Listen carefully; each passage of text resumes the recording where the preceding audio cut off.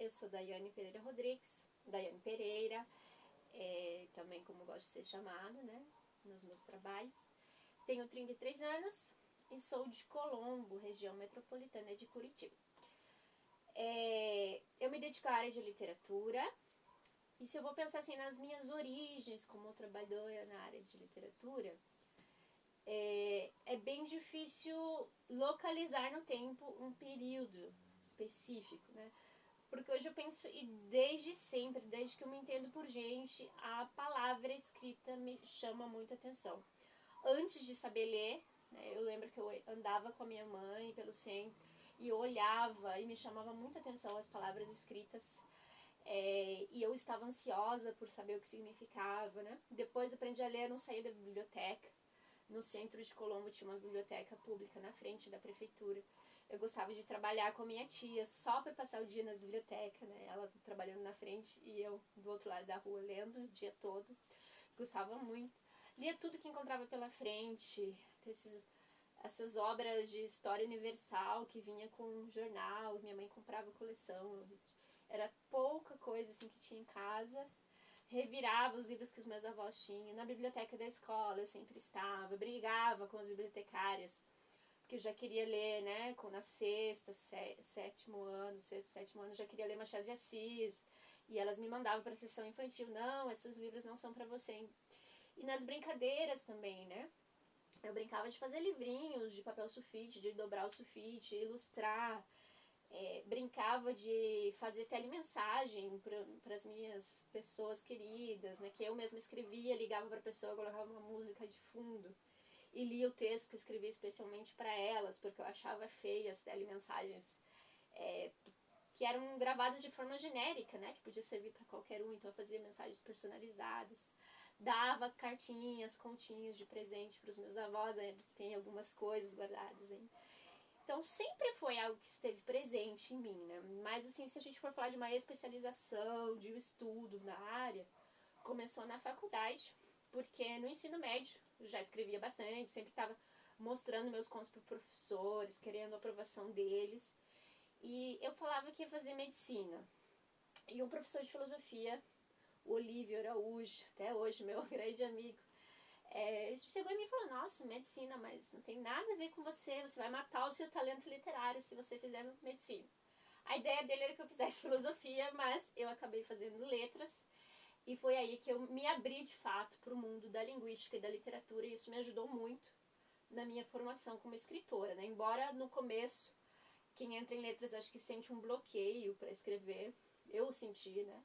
Porque é muita teoria, muita análise, você fica um pouco inibido com toda essa teoria, porque você quer ser bom para ser analisado também com essas teorias. Então eu tive um tempo de silêncio, mas dentro da universidade eu sempre participei de fazer eventos, né? Organizamos o encontro de letras. Nós tínhamos o jornal também da faculdade, então eu sempre estava publicando ou ajudando a organizar a publicação do jornal Boca do Inferno, da faculdade ali da UFPR, Universidade Federal do Paraná. Então sempre ativo nesse sentido, né? Ou pelo centro acadêmico organizando eventos culturais, ou publicando no jornal Boca do Inferno. Foram as minhas primeiras publicações, para além da escola, porque nós tínhamos, graças, assim, Deus, tivemos uma gestão muito linda no Colégio Lacerda Braga no tempo que eu estive, e apesar de ser colégio público, nós tínhamos o nosso jornalzinho, Lacerda Alerta, e tem alguns recortes de jornais também, de textos meus que foram publicados durante minha vida escolar ainda. Então isso me incentivou bastante também para continuar escrevendo, né?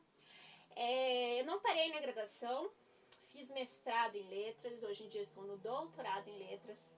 Este ano escrevo a minha dissertação para qualificar ano que vem e defender até 2024, né? Então estou nesse processo constante de formação. Mas além disso também fiz várias oficinas, seminários, participei de congressos, eventos, né? Tanto como estudante de letras, quanto como palestrante. Viajei para vários países, né? Fui pela bolsa da UGM apresentar no Uruguai, fui para a Argentina também participar de congressos de letras, Paraguai, que eu vivi um tempo porque eu ganhei uma bolsa de intercâmbio, fui para o Peru, fui para a Bolívia, apresentar também trabalhos sobre literatura, né, nessa função de crítica literária, não só de escritora. tive uma oportunidade muito linda de ir para o Rio de Janeiro, fazer um curso de tradução que teve uns anos atrás, em 2018, se eu não me engano. Porque outra das minhas facetas é a tradutora literária. Eu traduzo bastante literatura do espanhol para o português e do português para o espanhol. Eu trabalho para a Editora Inverso como freelance.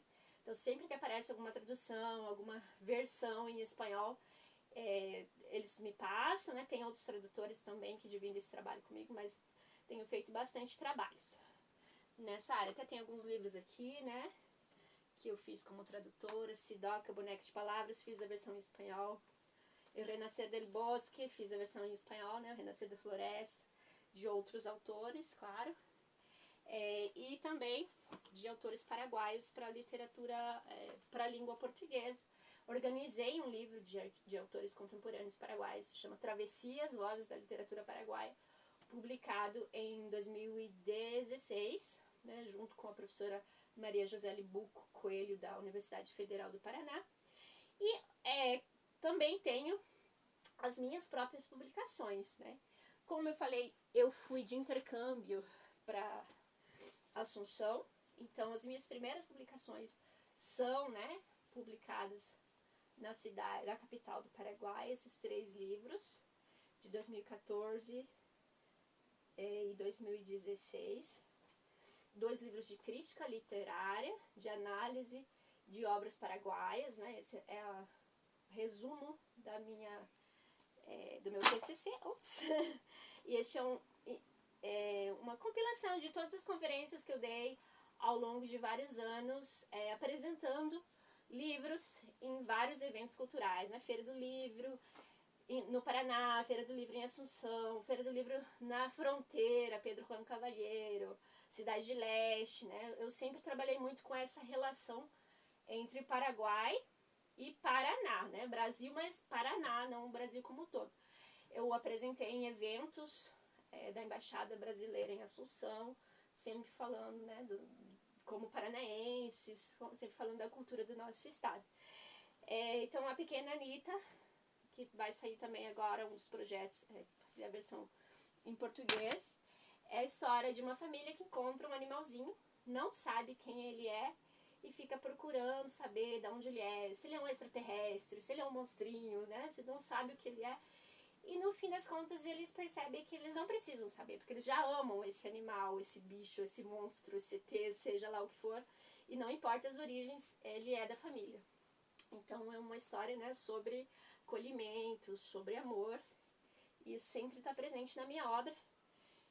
Inclusive no meu primeiro livro publicado no Paraná, né, publicado no Brasil, que é Vassoura Mágica, que é um livro também para crianças, né?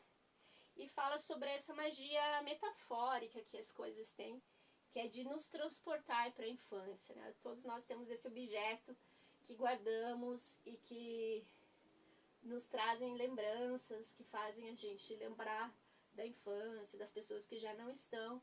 Então é disso que fala esse livro.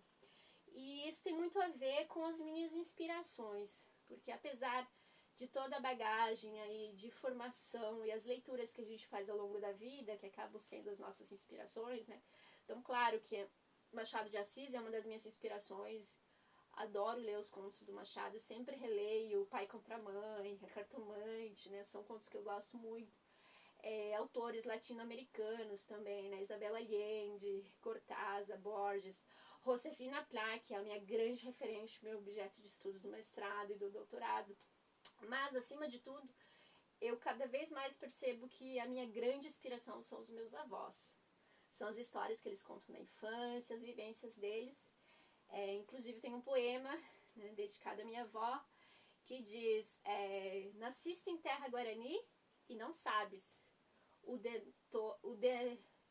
denota tua pele de negros e indígenas distantes, quando não usas o canto ancestral ou as mágicas ramas, né?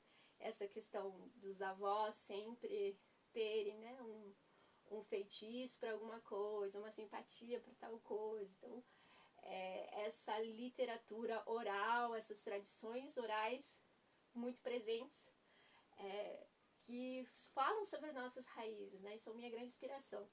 E além disso, esses deslocamentos meus, as minhas várias viagens, isso sempre me inspirou e sempre está presente na minha obra. Sempre tem alguma coisa de movimento, seja um movimento presente para o passado, ou de uma cidade para outra, ou o cenário um aeroporto, ou um ônibus de viagem. Então sempre parece muito isso.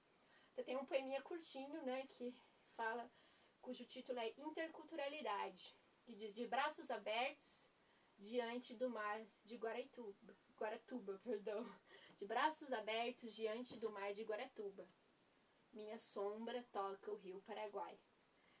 Esse estar em um lugar, mas sempre pensando em outro. Estar fisicamente, mas mentalmente em outra parte. Porque para a pessoa que viveu fora, que teve outras vivências, você já não tem um lugar fixo, né? Você tem um não lugar. E sempre que você vai para um lugar, você leva as suas origens, mas ao mesmo tempo quando você está, eu estou neste momento, né? Já há muito tempo que eu voltei do meu intercâmbio no Paraguai, mas as vivências paraguaias estão em mim. E ao mesmo tempo, quando eu vou para outro estado ou para outro país, o ser paranaense sempre está em mim, né? Ser curitiboca, ser curitibano, sempre está presente. Então, isso forma parte de uma maneira muito forte da minha obra. Bom, mostrei alguns dos meus livros. Durante a pandemia, a parte de produção literária como autora ficou um pouquinho de lado.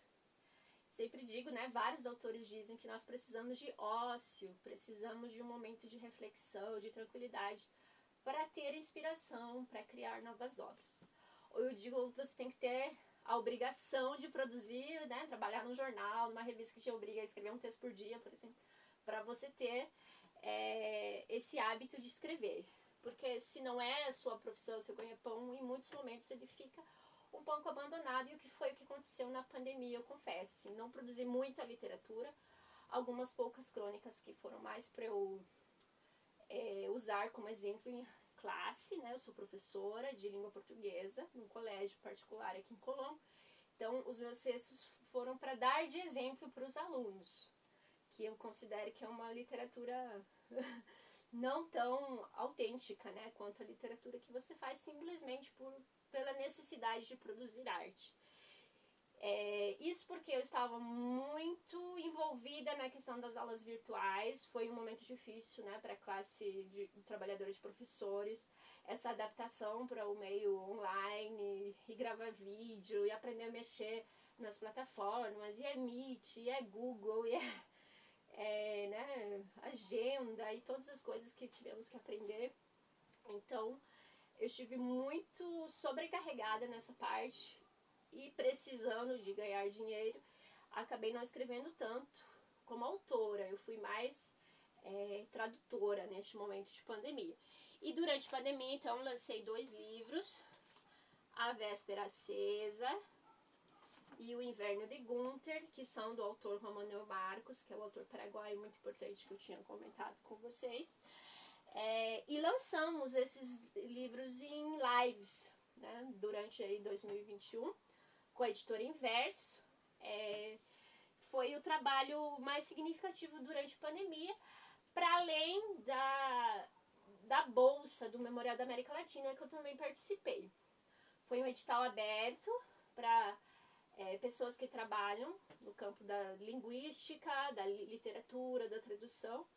Um edital aberto para todo o país, e eu fui uma das 4 selecionadas. Foi um grande orgulho para mim, para minha universidade, né, estar entre as 4. E trabalhei durante 3 meses com o Memorial da América Latina, com uma bolsa de pesquisa para escrever. Então, essa foi a minha produção. Estar nas redes, né, no site do Memorial da América Latina, o livro produzido com os artigos das 4 participantes. Foi uma experiência muito bonita para mim, como essa pessoa brasileira, mas que fala espanhol e dá aula de espanhol, e que sempre está, né, viajando aí pelos países da América Latina. Pertencer a um projeto do Memorial da América Latina foi realmente muito bonito para mim, muito prazeroso. É um dos projetos que eu mais me orgulho de ter feito. E além disso também, participei e fui selecionada com o projeto do edital aqui em Colombo para os recursos da Lei Aldir Blanc, com um projeto de oficina de criação literária e produção de livro cartoneiro. Então, ele foi aprovado no passado e vai ser desenvolvido durante esse ano, mas considero que é um projeto de pandemia, né? Porque ele foi desenvolvido, a ideia dele foi desenvolvida durante a pandemia, e a ideia é para ensinar para alunos do ensino público aqui do município de Colombo literatura criativa, ou seja, dar algumas dicas, compartilhar minha experiência, propor algumas atividades, né, desafios para eles escreverem contos e crônicas, num primeiro momento, e no segundo momento, com a reunião dos materiais de todos eles, nós produzimos o nosso livro cartoneiro.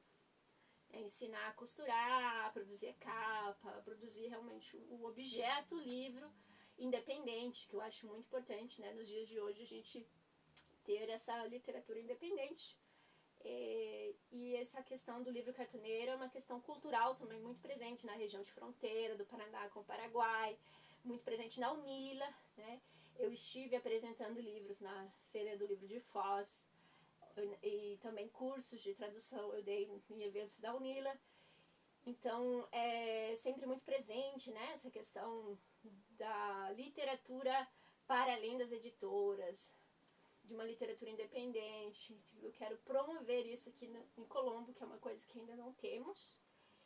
E de projeto para o futuro, eu vejo assim, eu comparo o que era a cultura de Colombo na minha infância, o que é agora, e antes era como se fosse um limbo, não tinha nada. Tinha, mas era pouco e muita gente desconhecia. E a gente estava sempre olhando para a capital, né? Curitiba onde tem museu, Curitiba onde tem cultura, Curitiba onde tem editora, Curitiba onde tem livro. Hoje em dia eu vejo que mudou muito.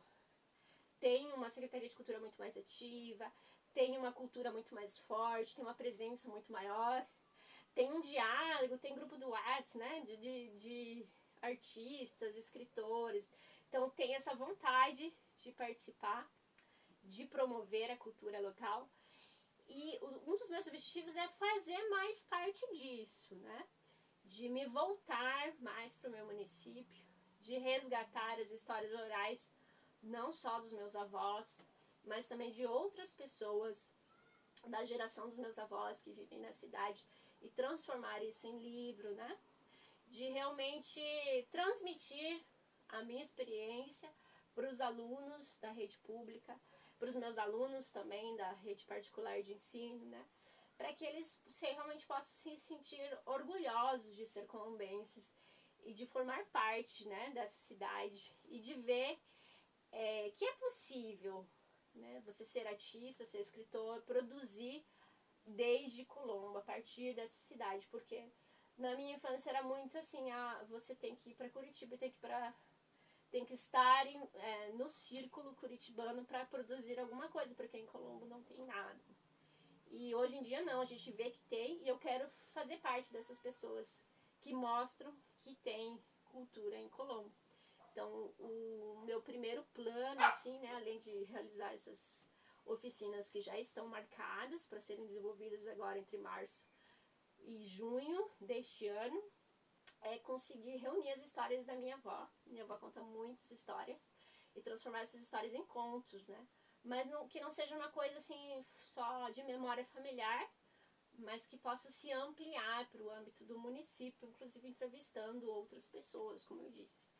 Então seria aí um projeto de livro para daqui a um ano, talvez 2, não sei, né? Vai depender muito de como eu consigo me organizar para conseguir fazer esse projeto dar certo entre as vivências aí de sobrevivência, né? Porque isso é muito importante. Eu sou mãe solo, então eu sempre estou sambando aí para conseguir encaixar a atividade cultural na minha rotina de manter o meu lar, manter as minhas finanças, né?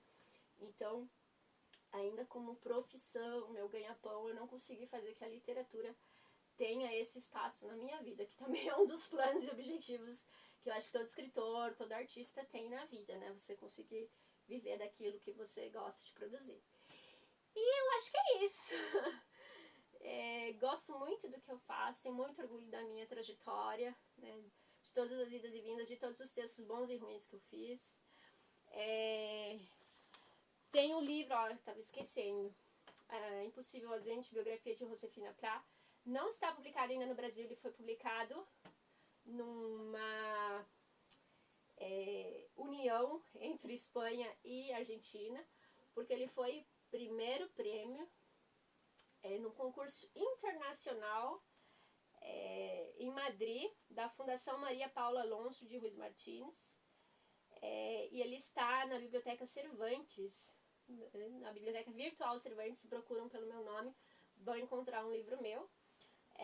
Foi um prêmio bastante significativo de 5.000 euros, que também me permitiu viver aí durante a pandemia, né? E me permitiu comprar meu carro, e que agora eu estou também traduzindo para o português para publicar no Brasil numa edição bilíngue. Também é um dos meus planos e projetos aí para este ano, tô cheio de projetos. Foi muito importante para mim ganhar esse prêmio. O segundo lugar foi um mexicano e o terceiro lugar um colombiano, se não me engano. Mas foi muito importante porque foi o primeiro concurso, assim, de fato importante que eu participei. Já havia ganhado uma menção de honra no Paraguai, no prêmio da Academia Espanhola de Língua, né? Mas o prêmio de grande porte foi o primeiro que eu participei. E eu ganhei com um texto em espanhol entre pessoas do mundo todo que têm o espanhol como língua materna, né? Então, para mim foi muito significativo para que uma brasileira paranaense esteja em primeiro lugar e que o segundo lugar seja do mexicano, que é a língua dele, né? Escreveu na língua dele. Então, para mim foi bastante significativo e acredito que também para todo o nosso estado do Paraná, né? Que uma escritora tenha um prêmio na Espanha. Então, agora já estamos trabalhando, já tem uma tradutora traduzindo, uma amiga da faculdade que é salvadorenha, Cristina Navarro Guzmán. Não quis eu mesma traduzir dessa vez, porque eu acho importante também ter esse diálogo com outros escritores, né? Mas eu mesma vou fazer a revisão, então vai ser aí um livro super legal, super intercultural, porque o texto original é de uma paranaense, escrita em espanhol, traduzido por uma salvadorenha, que tem a língua materna do espanhol, que traduziu para o português. Então, a gente está fazendo também essa brincadeira de ressignificar essa questão das possibilidades de traduzir e desse mito, né, que você só pode escrever na sua língua materna ou só pode traduzir para a sua língua materna.